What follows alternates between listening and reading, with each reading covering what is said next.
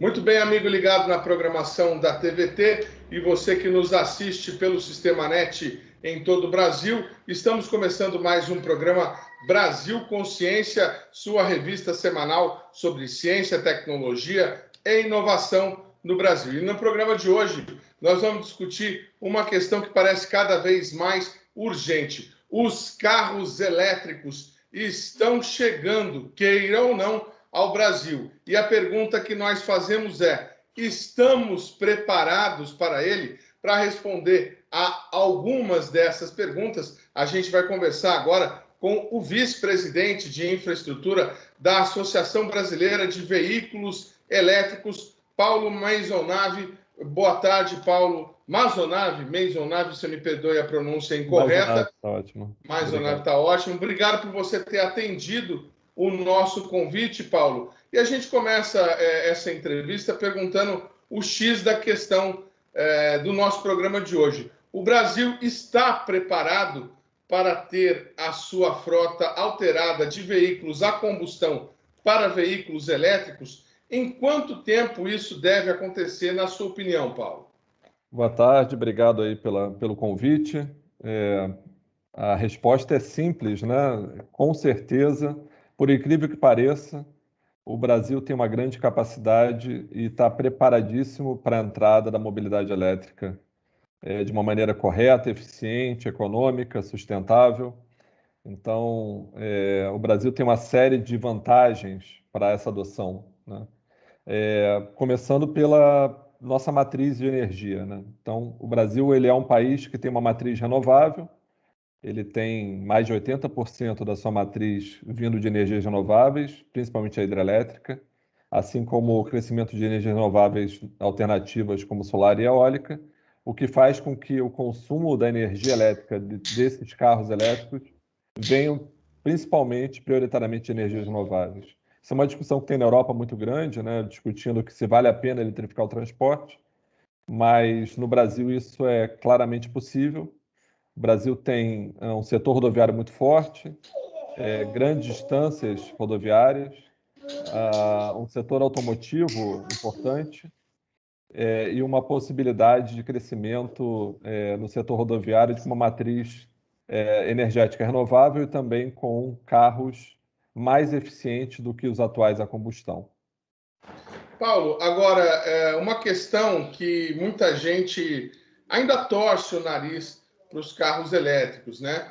Existem alguns desafios tecnológicos ainda a serem superados, como, por exemplo, a questão da autonomia das baterias. Hoje, nós temos no mercado nacional carro 100% elétrico na faixa aí de R$150 mil, fora da realidade da grande maioria da população. Quando é que essa equação entre o preço e o benefício econômico que o carro proporciona ao seu proprietário deve estar mais equalizada? Então, com relação ao preço, a gente precisa ter em conta, primeiro, que é uma tecnologia em evolução. A gente tem uma tecnologia que é disruptiva e que, ano a ano, ela baixa o custo. Com o avanço da tecnologia e a economia de escala, você tem a diminuição de custos de bateria, de aumento de escala para melhorar o preço. Então, ano a ano, você vem tendo essa diminuição de custos de aquisição desse carro elétrico. Porém, é importante fazer uma comparação correta. Na verdade, quando você compara um carro a combustão com um carro elétrico, você tem valores diferentes em termos de valor agregado para o cliente, né? Um carro elétrico ele tem uma série de vantagens que o carro a combustão não te dá. Então, não é muito comparável, né, um carro sedã elétrico com um carro sedã a combustão. Um carro elétrico ele é mais silencioso, ele é não poluente, ele é mais eficiente e ele é mais econômico, tanto na manutenção quanto no combustível.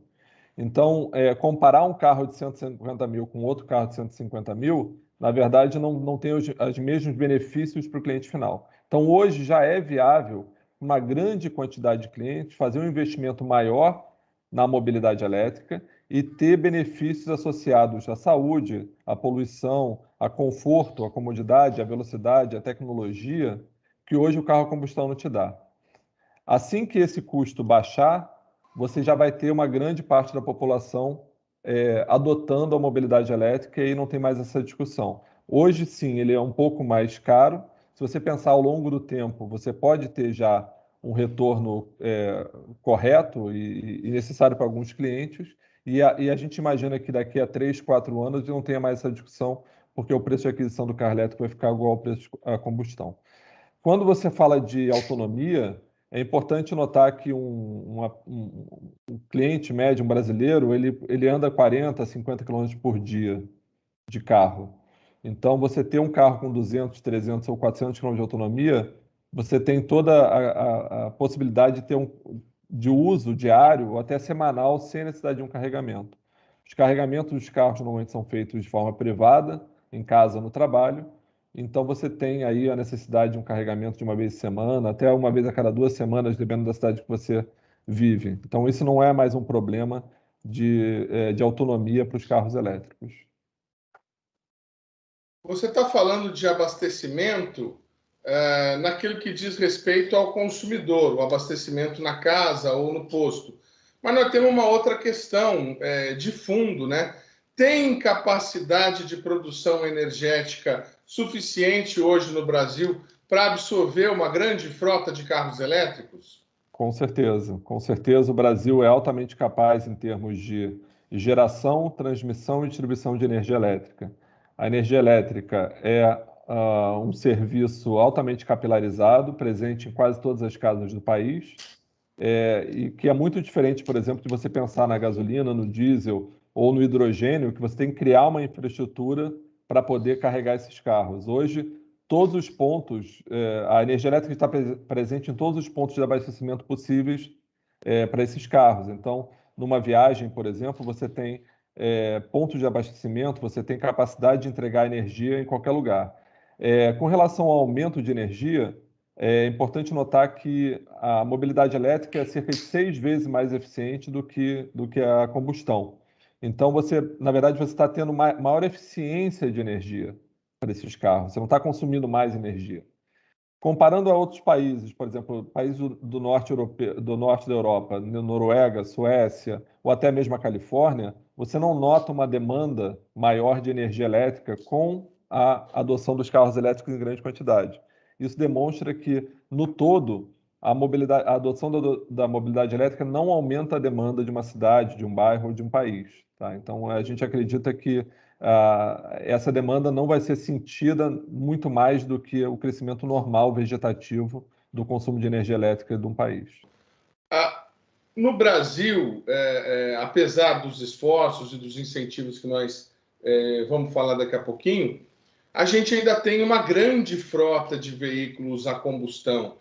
Não se tem informações, por enquanto, aqui no Brasil, de suspensão de venda ou de um programa de incentivo ao desenvolvimento de carros elétricos mais agressivos.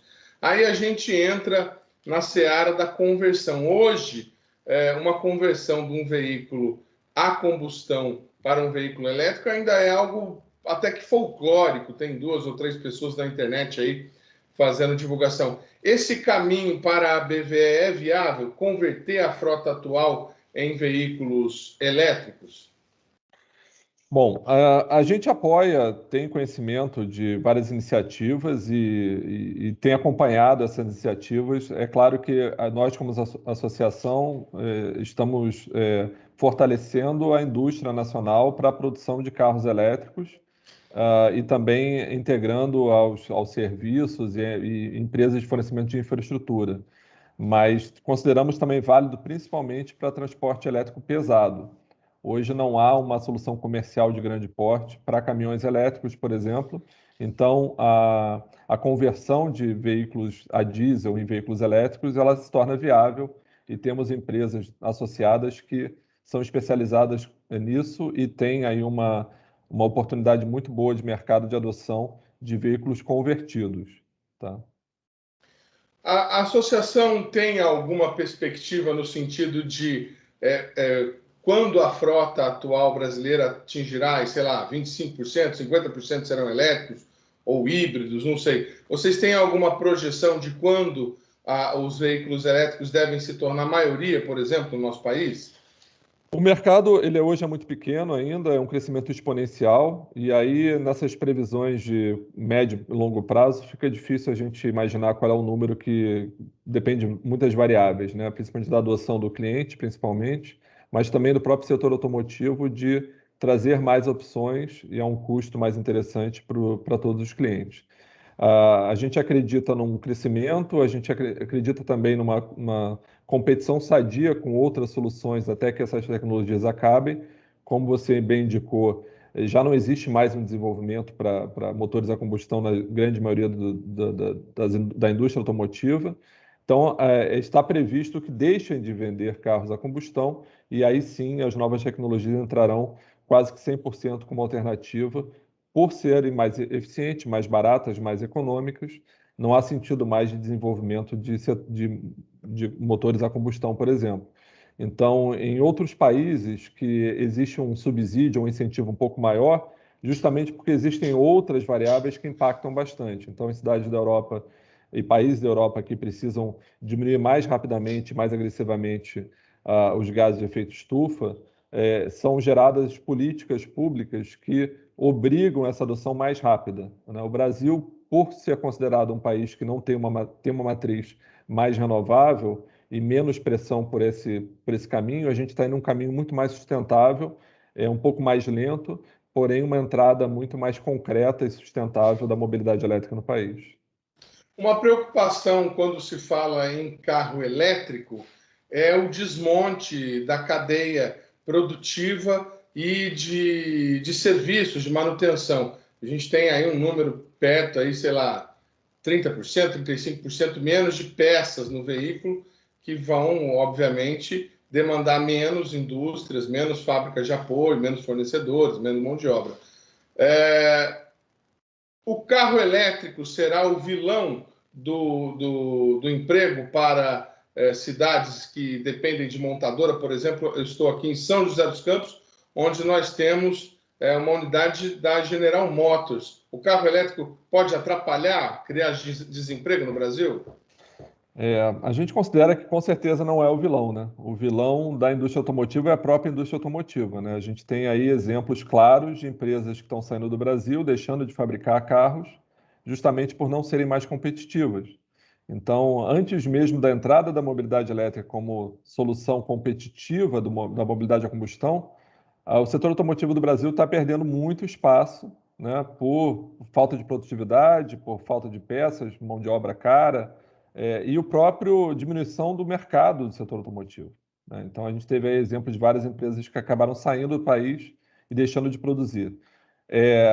A mobilidade elétrica é uma oportunidade, como sempre, é uma oportunidade, uma possibilidade de você empregar muito mais gente, ter um diferencial competitivo de país muito mais interessante do que hoje é uma montadora de veículos a combustão, sendo que o Brasil tem capacidade de mão de obra, tem uma matriz energética interessante, tem as commodities necessárias para a produção local de vários equipamentos, a gente pode ter uma posição no mercado muito mais interessante que a gente tem hoje com a simples o setor automotivo hoje montando, integrando equipamentos importados. Então, não deveria ser o vilão. Aconteceu algo parecido nas energias renováveis, existia essa discussão quando entrasse a solar e a eólica sobre a queda de empregos no país. E hoje, claramente, a quantidade de empregos associados a produtos e serviços de produção de energia solar e eólica é muito maior do que era antigamente as associadas a gás, termoelétricas a carvão e fontes não renováveis. Então, isso é um pouco de planejamento, de política para incentivo desses mercados, por considerar que esses mercados são importantes para o país, não só do ponto de vista econômico, mas do ponto de vista estratégico, ambiental, social, etc. Nem todo mundo sabe, Paulo, mas o Brasil já teve uma experiência antiga, anterior, de desenvolvimento de carro elétrico, o Itaipu, desenvolvido pelo empresário Gurgel, da marca brasileira de carros Gurgel, que acabou não indo para frente. Cabalisticamente ou coincidentemente, nós tivemos em 2006 o início de um processo, de um desenvolvimento de um projeto de incentivo ao veículo elétrico na hidrelétrica de Itaipu, que chegou a entregar protótipos e utilizar veículos elétricos na sua frota. Só que com o atual governo e a privatização da Eletrobras, essa iniciativa acabou. Será que o Brasil continuará sendo de tecnologia? Há iniciativas nacionais de desenvolvimento de motores e veículos. O setor de pesquisa do Brasil é muito importante, principalmente o setor de energia. Itaipu é referência mundial em investimentos em pesquisa e desenvolvimento e inovação, e tem contribuído muito para esse desenvolvimento com projetos pilotos e desenvolvimentos de tecnologia nacional em mobilidade elétrica. A gente considera que o setor de energia associado ao setor automotivo tem grandes condições de ter um pioneirismo tecnológico na área de mobilidade elétrica, apoiando a indústria brasileira a criação desses carros, desses veículos. O veículo elétrico ele foi inventado junto com o veículo a combustão, lá no começo do século XX. Só que não existia tecnologia capaz, ainda principalmente para o armazenamento de energia. Então, existia uma limitação muito grande de tecnologia e de autonomia. Talvez por isso também o Gurgel tenha entrado no momento um pouco antes da possibilidade de adoção em massa do veículo elétrico. Mas foram muito importantes esses movimentos para demonstrar a capacidade, a possibilidade de criação de produtos nacionais desenvolvidos no Brasil para atender o mercado brasileiro e adaptado ao mercado brasileiro. Mas a pergunta que eu te faço é assim, você vislumbra num cenário a médio e longo prazo o Brasil produzindo uma indústria nacional automobilística de carros elétricos? Sim, sim. A gente tem toda a capacidade de criação. Na verdade, as peças e a tecnologia necessária para o carro elétrico é muito mais simples do que do motor a combustão. Então, apesar de ter algumas commodities que são limitadas, né, que precisam de ser importadas, como o lítio, por exemplo, para as baterias, o resto todo pode ser desenvolvido a tecnologia e o setor automotivo brasileiro se adaptar rapidamente à necessidade da população de criação de veículos elétricos no Brasil.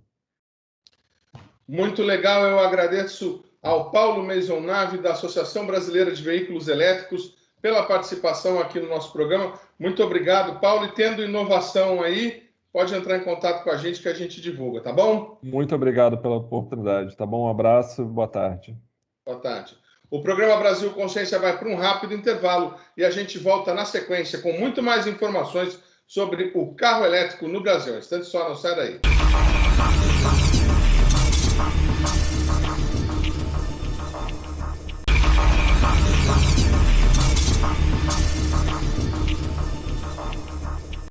Segundo bloco, o programa Brasil Consciência de volta, falando hoje sobre o avanço dos veículos elétricos no mercado nacional. Enquanto o preço dos automóveis movidos à eletricidade continua nas alturas, alguns brasileiros estão aproveitando o momento de transição de tecnologia para oferecer novos produtos. Este é o caso da Gaia Motor Electrics, uma empresa 100% brasileira de São Paulo que está produzindo triciclos elétricos em Manaus. Você saberia me dizer por quê? Mesmo com tanta tecnologia disponível, a indústria automobilística continua fabricando carros como há 50 anos atrás? Olá, meu nome é Ivan e eu sou fundador da Gaia, uma startup 100% brasileira que quer acelerar o desenvolvimento do transporte sustentável no Brasil.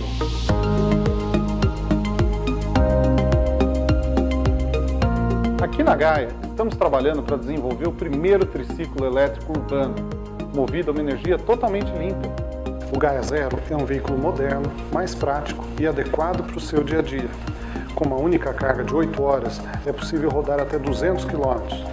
E ele vem equipado com 2 motores elétricos que conseguem chegar até 130 km em 7 segundos.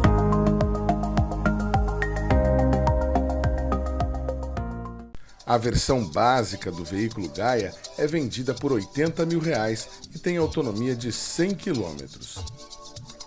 há outras iniciativas buscando custos mais baratos. Uma delas é a desse engenheiro de São José dos Campos, que quer transformar carros comuns em veículos híbridos. A ideia desse veículo elétrico é uma alternativa que imaginamos para o mercado brasileiro, né? Nós temos hoje uma frota de aproximadamente 42, 43 milhões de veículos circulando pelo Brasil. E veículos que têm possibilidade de você fazer uma adaptação para que ele rode nos centros urbanos usando energia elétrica. Então esse é o ponto de partida inicial nosso. Pegar um veículo convencional, movido com motor a combustão, né, e colocar nele um kit, um sistema no eixo traseiro, como você está vendo aqui, de tal forma que ele mantenha o sistema convencional de motor a combustão para viagens mais longas ou para quando acabar a bateria, né, e ele teria uma bateria suficiente para ele rodar o dia a dia nas grandes cidades.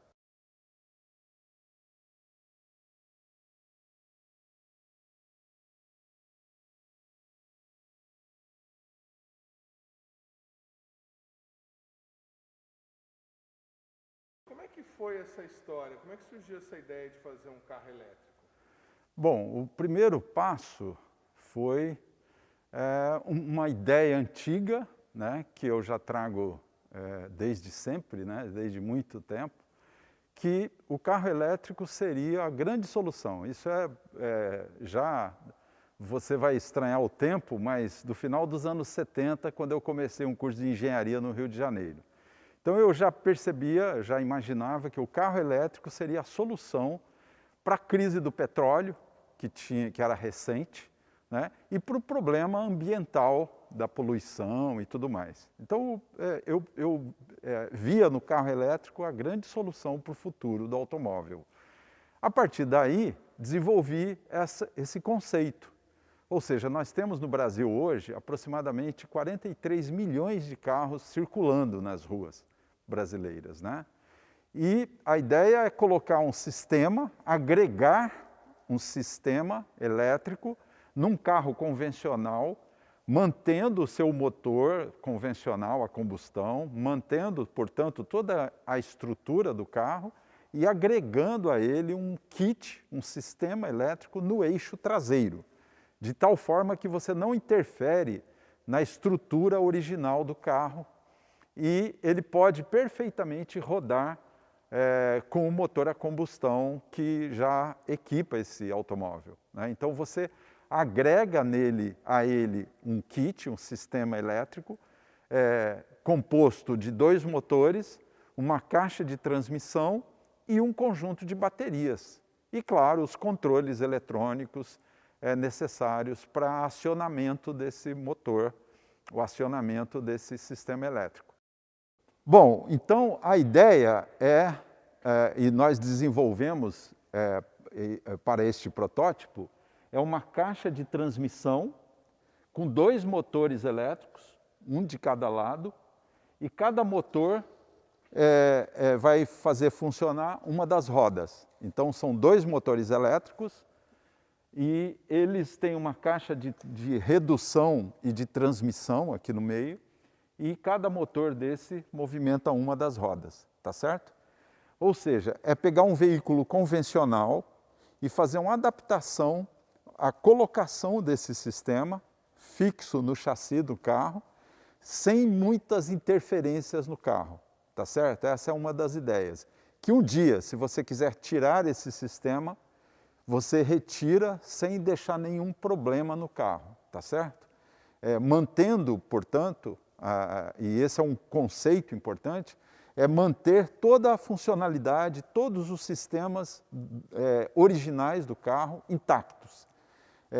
Então, as interferências são mínimas, que é a adaptação a fixação dessa caixa de transmissão com os 2 motores e algumas mudanças no eixo do carro, no eixo traseiro, de tal forma que permita que ele tenha a tração né, a tração dos motores elétricos. As baterias ficam dentro do porta-malas do carro, então nós conseguimos com isso agregar a um veículo convencional um sistema de tração elétrica sem muitas interferências no carro, tá certo? Mantendo a mesma suspensão, mantendo o mesmo eixo, mantendo toda a estrutura do carro sem alterações significativas. De tal forma que um dia essa pessoa pode tirar esse equipamento do carro e voltar a utilizá-lo com o motor convencional sem maiores problemas, tá certo? A desvantagem desse sistema, no caso, então, é a perda do porta-mala. Esse é um problema deste protótipo. A ideia é utilizar baterias de lítio. A bateria de lítio ela é bem menor, ela é mais leve e ela tem um rendimento muito maior do que a bateria convencional. Então ela ocupa um espaço bem menor. E a ideia é produzir kits, sistemas para instalar nos carros que permita a pessoa rodar por volta de 50 quilômetros, de 50 a 60 quilômetros.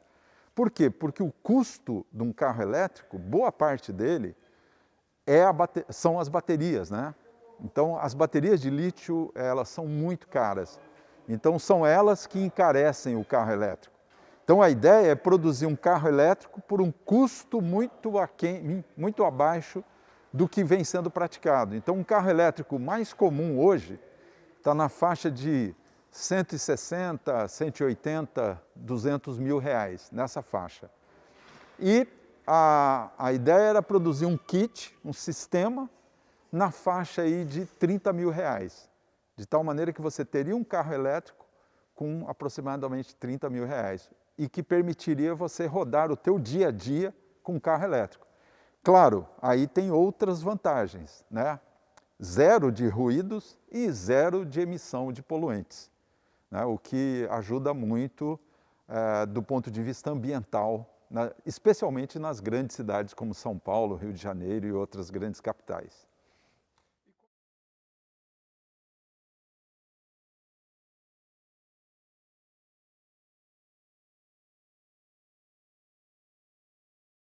Um dos grandes entraves aí para a conversão em veículo elétrico no Brasil é a legislação. O pioneiro nessas conversões no Brasil teve que praticamente criar a legislação por sugestão aí aos governantes, né? E hoje se permite a conversão desde que seja feita por uma empresa especializada. A sua empresa já tem essa autorização?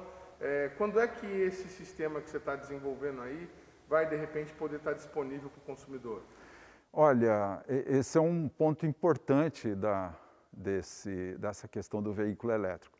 Cada vez mais, os estados e até alguns municípios estão desenvolvendo legislações não apenas para permitir o carro elétrico, mas para apoiar iniciativas nesse sentido, de tal maneira que a gente utilize uma fonte renovável de energia, né? E também para evitar a poluição ambiental nos grandes centros urbanos. Nós não temos uma legislação específica ainda para esse tipo de situação, ou seja, de você ter no carro um sistema, além do sistema convencional, um sistema elétrico agregado. Mas já existe previsão legal para os chamados veículos híbridos, que este é um sistema híbrido, tá certo? O que nós precisamos é só ter um laudo, né, uma avaliação do Inmetro, do ponto de vista da segurança, da integridade do sistema e da inexistência de riscos para os usuários, e a partir daí a gente homologar esse sistema no Denatran, né, ou no Contran. Então, são esses passos que a gente teria que dar. Mas antes disso, nós temos que resolver as questões técnicas e as questões de custo, né? Porque as baterias de lítio, elas têm um impacto muito grande sobre o custo, né? Para você ter uma ideia, neste meu projeto, as baterias representam por volta de 50% do custo desse sistema. Mesmo sendo uma bateria pequena, na verdade um pack de baterias, para aproximadamente 50 quilômetros, que é a necessidade diária da maioria das pessoas. Esse protótipo que você está trabalhando, ele já rodou? Você conseguiu andar com ele por algum lugar, já com o motor elétrico? Não, ele funcionou aqui dentro, dentro desse galpão aqui, né? A gente já colocou ele em funcionamento, testamos a caixa de transmissão primeiro, né? Assim que ela foi produzida por empresas que nos apoiaram, as engrenagens, todos, né, os eixos e tudo mais. Conectamos os motores elétricos e funcionamos essa caixa numa bancada. Esse foi o primeiro passo. E o segundo passo foi montar no carro e funcionar o carro aqui dentro, né? Então ele funcionou, ele rodou aqui dentro do galpão, mas nós não utilizamos, não saímos, não fizemos testes ainda mais longos, até porque, como eu disse, é um protótipo e nós queríamos apenas provar que é possível você agregar um sistema elétrico num veículo convencional e ele funcionar normalmente. Qual que é o custo que você imagina que essa conversão teria, se fosse hoje, se ela já estivesse testada, aprovada pelos órgãos competentes e já disponível para ser vendida? Quanto que uma pessoa pagaria, incluindo a mecânica, para fazer a conversão? Como você vê, esse protótipo está parado já há alguns meses aqui, desde o ano passado, na verdade, por conta da pandemia, né? Nós paramos o projeto, a gente tem uma parceria com o Instituto Federal, que nos apoiou nesse projeto, tem um grupo de professores envolvidos, mas ele está parado aqui desde 2020, quando as aulas foram suspensas e tudo mais por conta da pandemia. Naquela época, o custo que nós estávamos trabalhando para chegar ao consumidor seria na faixa de R$30 mil. Né? Esse seria o custo que poderia, claro, ser abatido, né? Ser dividido aí em 2 anos, e a pessoa pagaria o sistema praticamente com a economia que ela faria de combustível, né? Então, uma pessoa que roda aí por volta de 50 a 60 quilômetros por dia, ela teria uma economia significativa, né, a diferença que ela gastaria, né, com a economia de energia elétrica, utilizando a energia elétrica, ela praticamente pagaria o sistema. É claro, né, ela teria que despender de um certo recurso para comprar o equipamento e depois pagando, né, com a economia que ela faz. Ou seja, a gente teria que resolver essa questão da engenharia financeira, de financiamento, para viabilizar esse produto no mercado, mas seria por volta de R$30 mil. Mas temos hoje um problema, o dólar subiu demais, né? O dólar hoje está muito alto, esses equipamentos, motores, baterias, são todos importados e tem uma outra peça que faz a conversão da energia, da corrente contínua da bateria para a corrente alternada, que esses motores funcionam com corrente alternada. Essa peça também é importada e o dólar aí muito alto tem um impacto muito forte sobre o preço final do produto, certo?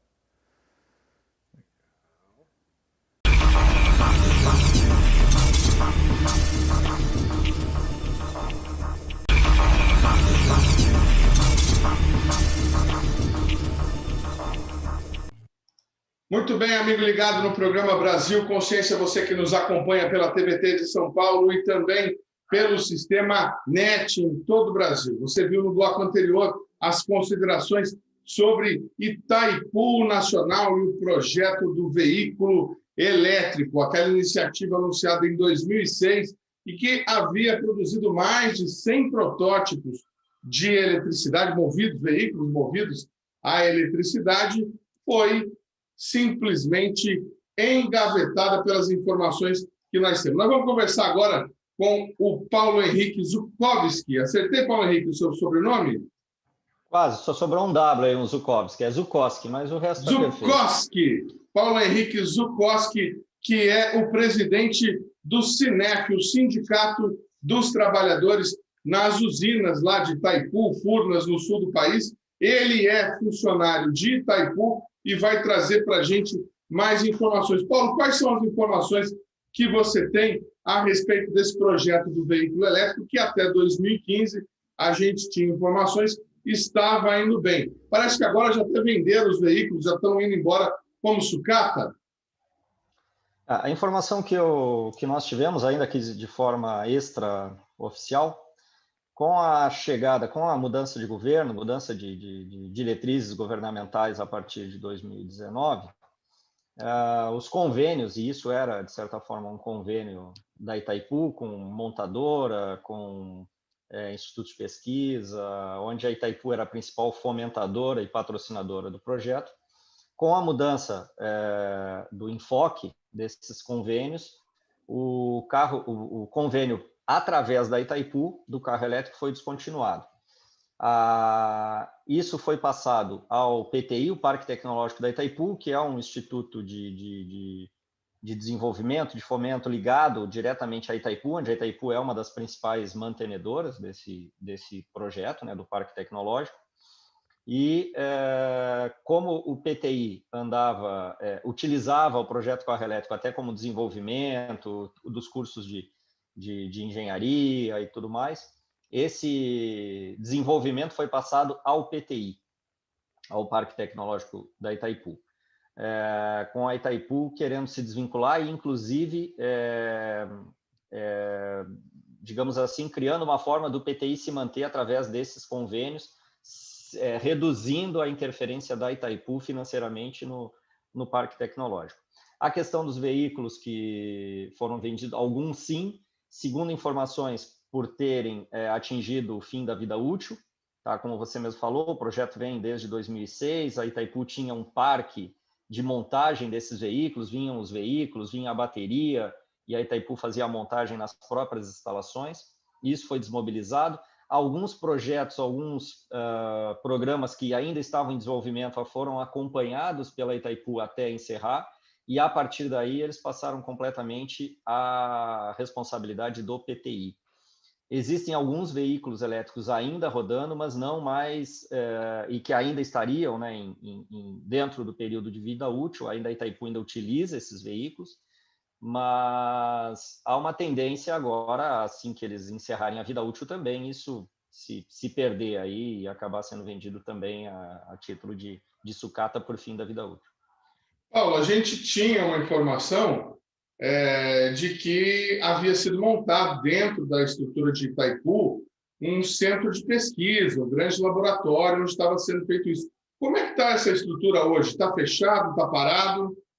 Tá, segundo informações, está parado. Na verdade, foi criada uma área, havia uma área, uma assessoria de energias renováveis, onde eu não sei exatamente qual é, mas a sigla era ENGB, ligada diretamente à diretoria-geral da Itaipu.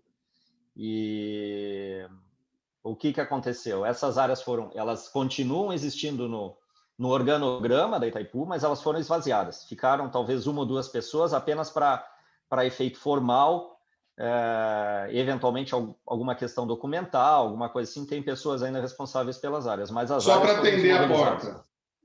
Foram desmobilizadas.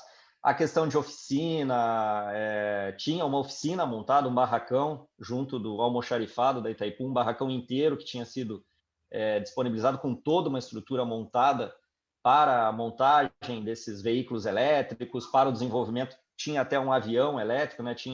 Estava em desenvolvimento um avião elétrico, os ônibus elétricos, caminhões elétricos, isso tudo foi desmobilizado e repassado ao PTI. Esse avião elétrico que você falou, Paulo, foi desenvolvido com uma empresa aqui de São José dos Campos. Nós vamos mostrar essa empresa e os feitos dela no nosso próximo programa. Mas o que a gente mais ou menos observa, é óbvio que ninguém chega e dá uma declaração dizendo a partir de agora tornou-se assim, mas a gente observa que havia um projeto de desmonte do Estado brasileiro, a gente observa isso em diversos institutos, em diversas frentes de pesquisa. Pelo que nós estamos vendo aí em Itaipu, não foi diferente, uma vez dado o golpe lá de 2016, tivemos uma fase de transição, os convênios foram encerrados e a coisa está encaminhando para o desmonte total. Os veículos, você falou aí da venda, né, como sucata, estamos mostrando na tela nesse momento para o nosso telespectador a baixa dos veículos, né, o edital que foi publicado, o PDF, que foi transmitido aí pela assessoria do sindicato de vocês, e também essa notícia do G1, lá de Foz do Iguaçu, falando a respeito do leilão de alguns veículos, os veículos elétricos que Itaipu investiu para convertê-los em veículos elétricos como forma aí de incentivar a produção de veículos elétricos no país. Paulo, uma questão importante. Nós temos uma notícia, também estamos mostrando aqui na tela, de que um ônibus híbrido, desenvolvimento de um ônibus híbrido, continua. A usina teria recebido esse ônibus na semana passada. Você tem alguma informação a respeito disso? Não. Em termos de continuidade de desenvolvimento, só se ele estiver sendo continuado pelo PTI, como eu falei. Talvez esse estudo tenha sido repassado, esse projeto, esse convênio repassado ao PTI, e o PTI tenha dado continuidade. Mas pela Itaipu, até pela estrutura que foi mantida, é impossível ser desenvolvido pela própria Itaipu como era anteriormente. Então, se o ônibus está em desenvolvimento realmente, como diz essa notícia, e nós acreditamos que ele esteja, uma vez que não dá para você inventar um ônibus do nada, né? Então, quer dizer que ele não está mais em desenvolvimento dentro da Itaipu, mas provavelmente nesse parque tecnológico, que é uma espécie, digamos assim, de um posto avançado de Itaipu, uma iniciativa de Itaipu para fomentar o desenvolvimento tecnológico, correto? Isso. O PTI ele não deixa de ser também um convênio com a UniOeste, Universidade Estadual do Oeste do Paraná, para os cursos de exatas, né? Então, engenharias e tudo mais, é um convênio UniOeste, e que nasceu como um convênio UniOeste Itaipu. Os cursos, inclusive, de engenharia, boa parte deles é desenvolvido dentro do canteiro da usina, e que agora ele está lentamente, né, e talvez fosse já o projeto há muito tempo, se afastando da Itaipu, porque já tem via de acesso exclusivo, já estão toda a parte antiga que eram ocupados pelos antigos dormitórios dos operários aqui que construíram a usina. Eles foram cedidos ao PTI, lá hoje tem salas de aulas, laboratórios e toda uma estrutura montada e muito bem montada. Isso já desde muito tempo, desde antes do governo da direção de Jorge Samek, aqui na Itaipu. E aí uma fala que me chama muita atenção e que eu concordo plenamente com você é a questão parece que a visão avessa à pesquisa que o atual governo tem, né? Isso me parece não só aqui na Itaipu, mas em todas as medidas, as ações governamentais são no sentido de não haver fomento à pesquisa, à ciência, um desleixo com a ciência e tudo mais. Isso me parece público e notório. Vamos tentar ilustrar um pouco melhor isso que nós estamos falando. Os veículos elétricos que estavam sendo desenvolvidos, o programa foi desativado. Esse ônibus que nós falamos, que eu estou mostrando a reportagem aí na tela, ele é um projeto da FINEP, é uma agência de fomento que deu dinheiro especificamente para o desenvolvimento desse ônibus. Então, faz todo sentido o que o Paulo está falando, dele ter ido para o Parque Tecnológico, que tem convênio com a universidade. Os carros, já não, os carros foram um pedido da Eletrobras à Itaipu, o desenvolvimento desses carros, e a Eletrobras, a gente sabe, né, acabou de ser aí privatizada, está em caminho de final de privatização, uma privatização, aliás, que já é fomentada desde o governo Temer, né? E tem um aspecto interessante que o Paulo vai trazer aqui para a gente. Itaipu acabou de fazer a assinatura de um convênio para fazer um investimento milionário, R$1,5 milhão, se eu não me engano, nas linhas de transmissão que serão entregues junto com a privatização da Eletrobras. É isso mesmo, Paulo? Conta um pouquinho dessa história para a gente. Toda energia escoada, toda energia gerada pela Itaipu, seja ela em 60 ou 50 Hz, né, tanto a metade da geração brasileira, digamos assim, em 60 Hz, e quanto 80%, 70% da energia gerada para o Paraguai em 50 Hz são escoados para o Brasil via subestação de Furnas, subestação Foz do Iguaçu Furnas. A energia em 60 Hz ela entra no sistema de transmissão em corrente alternada. A energia gerada em 50 Hz ela aqui em Foz do Iguaçu, ela é retificada, e no interior de São Paulo ela é novamente invertida para entrar no sistema em 60 Hz. E Itaipu assinou um convênio e vai bancar a modernização do sistema de transmissão de Furnas dentro de um programa de privatização. Isso também não é uma excentricidade, levando em consideração esse atual governo, porque Itaipu também investiu, por exemplo, na modernização do aeroporto de Foz do Iguaçu, na extensão da pista do aeroporto, que já foi objeto de leilão e já foi entregue, teoricamente, né, ou está em vias de ser entregue à iniciativa privada, né? Então, assim como tem colocado bastante recursos aqui em estradas estaduais, inclusive que não fazem parte sequer do métier aqui da Itaipu, né, dos municípios lindeiros e tudo mais. Então, isso e rodovias que deverão ser pedagiadas, ou seja, serão entregues à iniciativa privada também, que estão no programa de cessão à iniciativa privada. Então, é um grande negócio para quem pegar isso, sem dúvida nenhuma. Que maravilha! Então, nós temos uma situação em que a binacional Itaipu está sendo usada pelo governo brasileiro para melhorar, digamos assim, um produto já excelente que está sendo vendido para a iniciativa privada. Nós estamos falando do sistema de transmissão de energia elétrica brasileiro, né? Não a produção, Itaipu continua produzindo, Furnas continua produzindo, por enquanto continuam sendo patrimônios públicos, mas está sendo privatizado com a Eletrobras o sistema de transmissão de energia. E isso, a Itaipu, antes do governo brasileiro entregar a iniciativa privada, a Itaipu está indo lá e colocando R$1,5 milhão para melhorar o sistema. O Paulo está trazendo uma nova informação. Itaipu investiu no aeroporto. Quanto, Paulo? Tem aí o número investido no aeroporto? Não, eu não tenho. Eu não vou me ater a esses números, porque nesse momento eu não tenho esses dados. Então, posso cometer alguma incorreção. Vamos tentar levantar aqui. Investimento no aeroporto, que foi privatizado, e investimento também em estradas de rodagens aí da região, que estão no plano de privatização. Você pode citar alguma delas, por exemplo? Rodovias estaduais, em várias delas aqui, né? Rodovia da Produção e tudo mais, que são rodovias estaduais. Tem aqui ainda a Rodovia das Cataratas, que também vai estar dentro do plano de investimentos da Itaipu.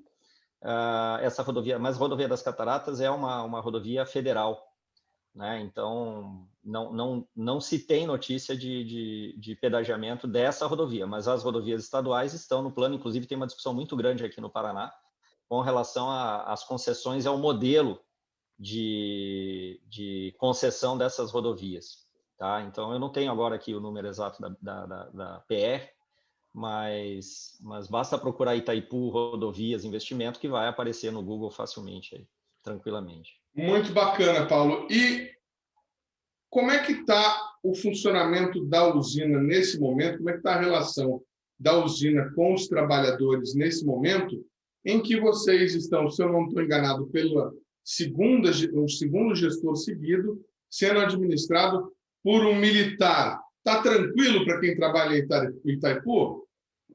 Olha, aqui, a Itaipu eu sempre digo que é uma empresa sui generis, né? Inclusive, tanto seja no direito, quanto nas relações de trabalho, quanto nas relações dos trabalhadores. Itaipu é uma empresa binacional, né? E uma binacional de verdade, né? Porque brasileiros e paraguaios trabalham, como se diz aqui, ombro a ombro. A parte de geração, a diretoria técnica, que abrange as áreas de operação e manutenção, por exemplo, as equipes são formadas mistas, com brasileiros e paraguaios.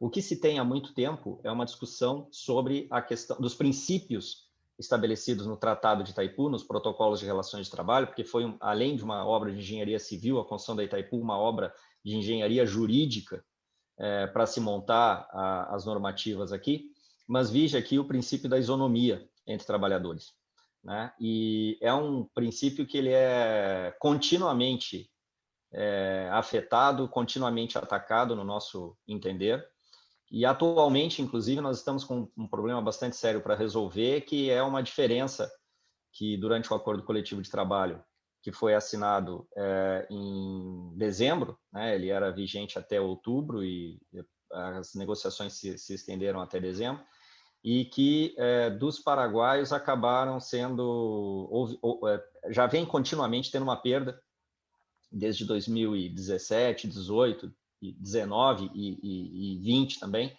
com um afastamento de direitos, de garantias, de conquistas dos trabalhadores, e para os trabalhadores paraguaios, que teoricamente tinha que haver uma simetria dos acordos, dos direitos, das garantias e tudo mais, dos benefícios, enfim, e isso já em 2020 já vinha tendo uma certa diferença, mas 2020 isso foi escancarado, e nós estamos, inclusive, tentando estabelecer uma conversa com Itaipu para tentar resolver essas assimetrias que nos foram garantidas, que não haveriam, né? Então não está se aqui brigando de forma alguma para retirar direitos dos colegas paraguaios, mas sim garantir aos brasileiros as mesmas garantias, as mesmas conquistas. E com relação à questão da... Eu sinceramente me incomoda um pouco essa questão de ser dirigido por militar ou por civil e tal. Eu acho que sempre que nós somos brasileiros, independente de ser militares e o que apenas me assombra um pouco é a questão do nacionalismo sempre propalado pelos militares, né, em defesa sempre da soberania e de tudo mais, e nos próprios princípios do militarismo, e aqui se notar, pelo contrário, né, se associarem a um governo notadamente entreguista. Um patrimônio como a Eletrobras, que o próprio presidente eleito garantiu que não seria privatizada, que era um patrimônio, né? E nesse momento ele não mentia, porque realmente é um patrimônio enorme. A Eletrobras é uma empresa extremamente lucrativa, gera lucros e fomenta o desenvolvimento nacional, agora ser entregada à iniciativa privada. Então, isso, sinceramente, eu acho que me assusta muito. Tá certo, muito obrigado ao Paulo Henrique Guerra Zukoski. Acertei agora, Paulo? Agora está certinho. Bacana, muito obrigado ao Paulo Henrique Guerra Zukoski, presidente do Sindicato dos Trabalhadores, lá nas empresas que produzem a energia que move o nosso país. O programa Brasil Consciência vai ficando por aqui. Você que gosta de acompanhar o nosso programa deve continuar acessando a nossa página no YouTube, que está aí para você na tela neste momento. Você que quiser conhecer os demais programas produzidos pela rádio do SINDCT deve acessar a nossa página no Facebook, que está aí também para você na tela nesse momento. Dúvidas, críticas, sugestões, reclamações, temos aí o nosso endereço eletrônico sempre disponível para você. A gente volta na semana que vem com mais uma atração inédita. Obrigado pela sua audiência, pelo carinho da sua companhia. Tchau!